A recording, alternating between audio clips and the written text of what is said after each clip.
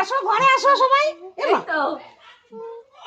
হ্যাঁ হ্যাঁ কোলে নিয়ে তুলে নিয়ে যাও।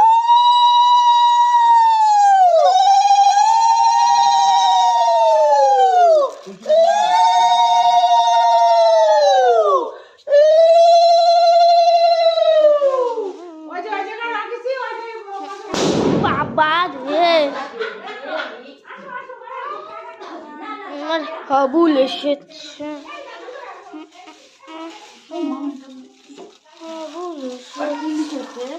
হাবুল এসেছে।